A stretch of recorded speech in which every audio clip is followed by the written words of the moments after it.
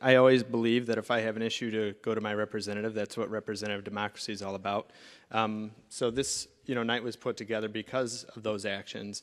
I also contacted our state senator who was not able to make it. The state senate is in session, but the state senator from the area did say that her name's Linda Holmes. I asked if she wanted me to read her statement. She said the last sentence. She said basically she finds this bill unconstitutional. She won't vote for any bill that doesn't have input from all impacted parties. I don't know what the schedule's like, but that's her position. And before we move to questions, I think it's fair to give Representative Nekritz and Representative Chapa LaVia an opportunity to explain their positions. We've presented what we feel are some good revenue solutions to the state's $95-some billion unfunded liability. So if you want to go first, and please also feel free to correct my pension math.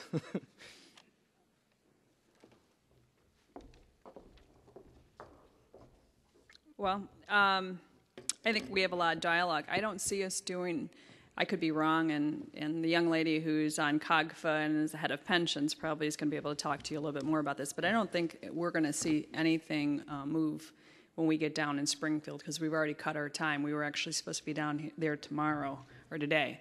So we're not going to get back there until Sunday. We'll be hitting session on Sunday afternoon. I think the first one's at 2. Now, we brought up a lot of great suggestions, and I do want to follow up with the financial transaction tax. Has that been suggested in the Senate already by Senator Cullerton? Do you know? Not that I know of. Okay, because we were talking about that, Representative Nekritz and I were talking about that. We thought there was something, but I'd really like to follow up on that.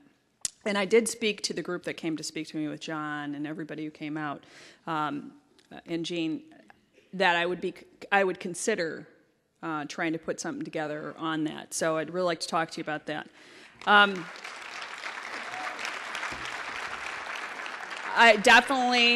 We need to close some of the loopholes. I think there's even more, but I think it's a start, and I don't know if you've had any discussion with House members on it or Senate members. I personally have not. Okay. Use the mic. He said he has personally not yet. I personally have not, but I know many other people have. Okay. I haven't, so I'd more than welcome to sit down and listen to some of your ideas that you had up on there.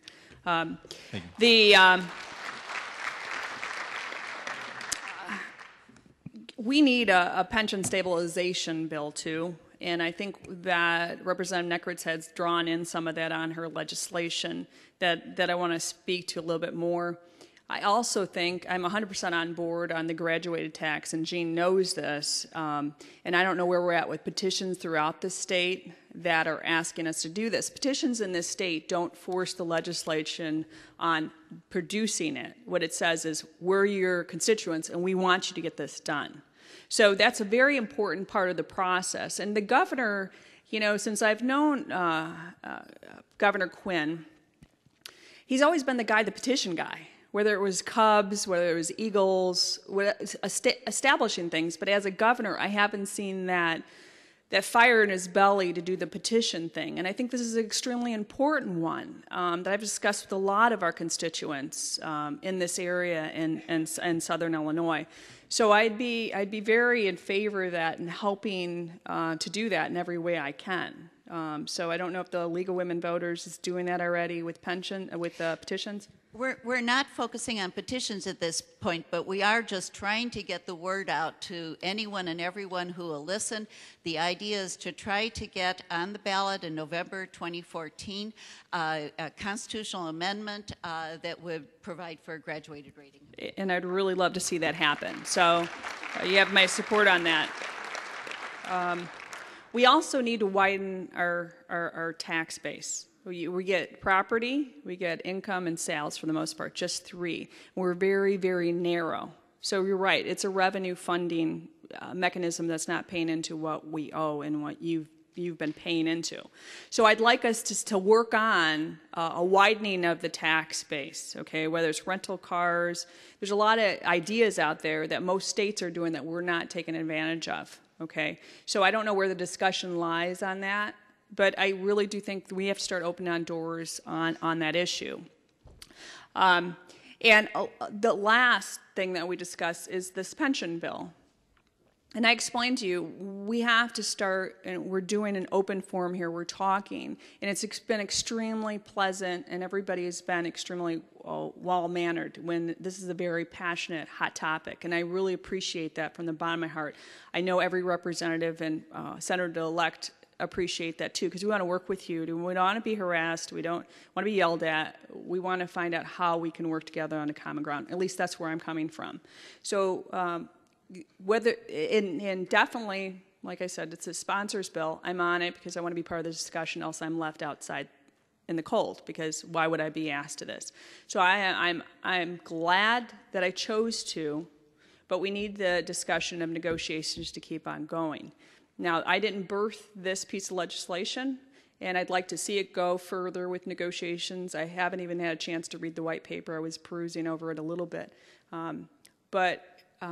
There needs to be more dialogue. This is my opinion, okay, from you guys sitting there in the seats. Are there any questions for me out there, other that I didn't? Okay. Okay. No, not, well, I just want to make sure everybody gets their, go ahead, you can scream. We can all hear. The teachers will be down in Springfield tomorrow and Friday to have those conversations. Good. The white paper that I shared with you today are ideas that we've been trying to push, at least IEA has been bringing to the table for the last couple of years. How do we... Wait 1 second so everybody can hear you. I don't think everybody can hear you. How do we get that upper echelon to open their ears? I mean, you guys no, I got you. Fabulous about having conversations. A couple of people said how brave I was to do this.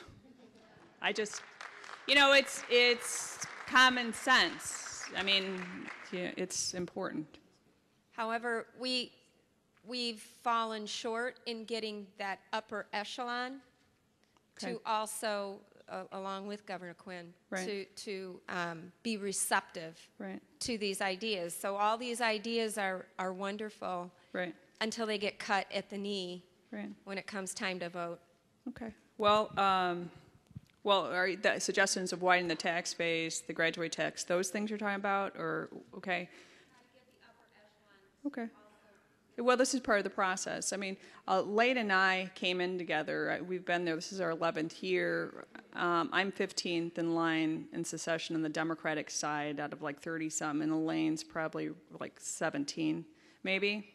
So we're kind of starting to get to that point where whoever those powers may be, Speaker Madigan, Cullerton, they listen to us. And this young lady is as versed as I am in education policy. She is in pensions.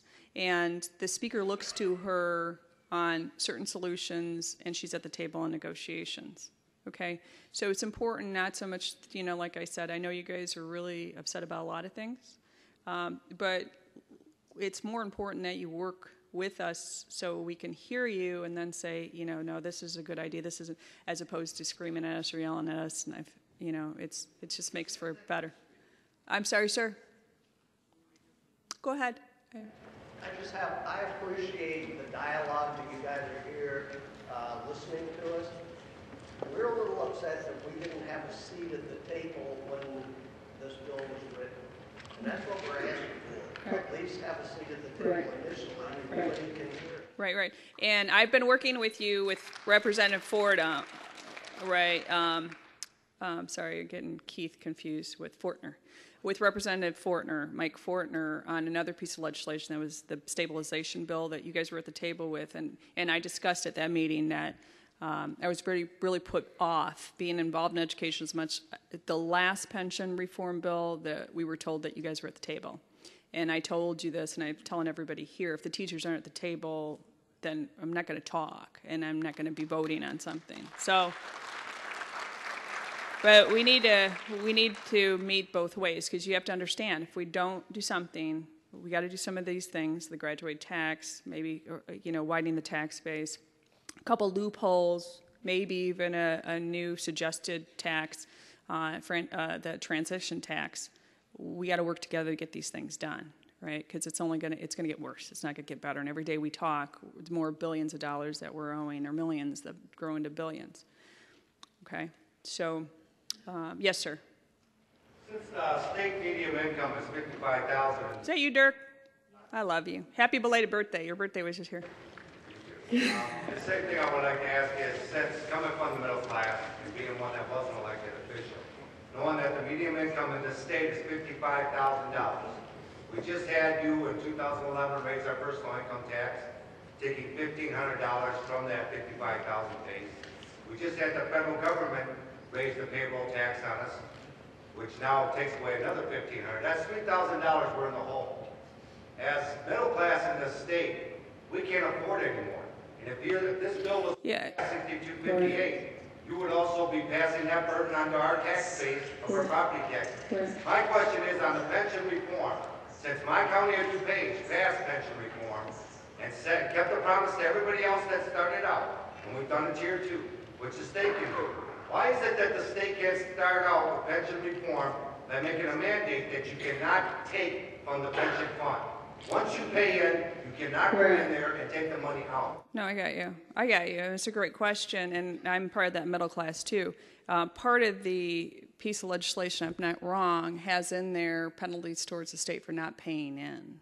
So never, late than never, right? And I understand you're... Well, it's not paying in, it's taking it out. That's what we're in the parliament right now. Yeah. Yeah, I can't speak to that because I'm not the pension expert. So Elaine's chewing at the bit here, so we're going to have her speak. So can I just, sir, we've never reached into the pension systems and taken money out. We have not put in adequate amounts, as one of the slides showed, but we've never taken in and either borrowed money or taken money out of the pension systems. That's a difference without a distinction. Representative... He made the distinction, Mr. Klonsky. Does this work? That's a distinction without a difference. The 2 years that you failed, that you took pension holidays, the difference between not putting in and taking out is a slim difference to those of us who are now facing cuts in our benefits. Well, good evening. I appreciate the opportunity to address you and to speak a little bit about the bill that's been put forward and some of the rationales for it. I do represent a suburban Cook County district, an entirely suburban district, so I think my district shares a lot of the concerns that you have here in Aurora. None of this is being offered in a vacuum. We cut $1.6 billion out of Medicaid, health care for the poor this year. And you'll see articles in the paper about the impacts that that's had on families. Children that are highly medically fragile on ventilators are having to change the way that their services are delivered because of the decisions we made. It's not something that I relish, that I want to do, or that I think that Representative Chapa LaVia wants to do. But this is the financial system situation that we face right now, and we are having to make those very difficult decisions. The 1970, I wanted to address some of the points that the other speakers made. The 1970 Constitution, what gives us the Article 13 that Maria put up there, was put in not because they had such great foresight in seeing what problems the pension systems might have down the road, but because the state pension systems were indeed 40% funded in 1970, about where they are now. So that was the reason that clause got in there. They weren't prescient. They were looking at that exact situation. It's also the Constitution that gave us the flat tax. So while they may have been, doing the right thing on the impairment clause, we also have our issues with the flat tax. I'm going to quote a little bit from Dick Ingram, who's the executive director of the Teachers Retirement System, a little bit throughout. I think it's fair to say that the pension systems right now are in fact impaired. already. As Representative Chapa LaVia mentioned, the worst underfunded pension system is, in fact, the General Assembly retirement system, which is 19% funded. And I will tell you, I'm not counting on any of that when I retire, because I don't think there's anything that we can do, this bill aside, to save that system. So I think I just don't think that any member of the General Assembly ought to be looking at that and saying that's where I'm going to base my retirement. We do try to address the constitutional issues in the legislation that we put forward, and to the gentleman's point about the funding, we do include in here a funding guarantee that requires the state to put in the actuarially required amount, and if they don't, we create a new legal cause of action that the systems, including TRS and the state university and state employees retirement systems, can sue the state to enforce that payment. That's a significant new right that's never been there before. I venture to say that we would still be having this discussion even if we had had such a right in the past, because one of the slides that was shown indicated that while the 43% of the cause of the underfunding is underpayment by the state, that leaves 57% that's due to other causes. And we are not standing alone in Illinois. There's numerous other states and locations that are engaging in the same kind of discussion that we're having here tonight. So again, with the constitutional argument, we do have a significant new funding guarantee. We tried to mirror it off the Illinois Municipal Retirement Fund, which is the best funded pension system in the state, and to give a cause of action that would require the state to put in. We also try to protect benefits earned. I know there's a lot of discussion about what that means, whether the COLA is earned and retirement age is earned and those kinds of things, but we do try to do that. There are plenty of legal scholars who say that the only thing we need to do to make this constitutional is to save the system. And I don't believe that that's quite adequate, which is why we put the funding guarantee in. But I think by saving the system, we are also not further impairing your benefits, as I think Dick Ingram would say they're already impaired, but we are trying to make sure that in 10, 20, 25 years, there is still a fund with which to send a check your way. The cost shift has obviously been a large piece of the discussion tonight, and I just would like to make a couple points about that. This was even surprising to those of us that put the bill together, but the normal cost, the going forward cost of the pensions, with the benefit changes that are in the House Bill 6258, would be just over 1% of payroll. And school districts are already paying 0.58% of that payroll. So what we would be shifting going forward is 0.5% of payroll a year.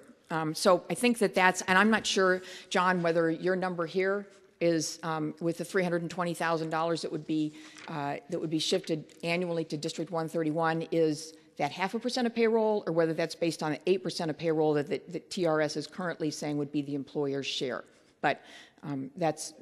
It's 0.5% of payroll for these two districts. Okay, so that's the cost that is the per right year, number. Okay. and then we took it out over 16 to 18 years, which is. So I'll get back to that in a little bit. The other thing I would say is that the cost shift runs very much, or is intended very much to correct what I think is a policy imbalance in our current system. Right now, general state aid is about let me see, I get my number here. It's about $4.5 billion, I think, or $4.3 billion that the state spends. And the goal of the general state aid funding, as Representative Chapa LaVia knows way better than I do, is to provide additional funding to the folks that, is that my signal? Oh. Okay. So we spend 4.25, I found my number in my notes, $1 billion in general state aid. And that is intended to provide additional funding to the lowest property wealth districts. We then turn around and put $2.7 billion into the teachers' retirement system, which frankly subsidizes the most affluent districts in the state, where they're able to pay the highest salaries. And I represent some of those school districts.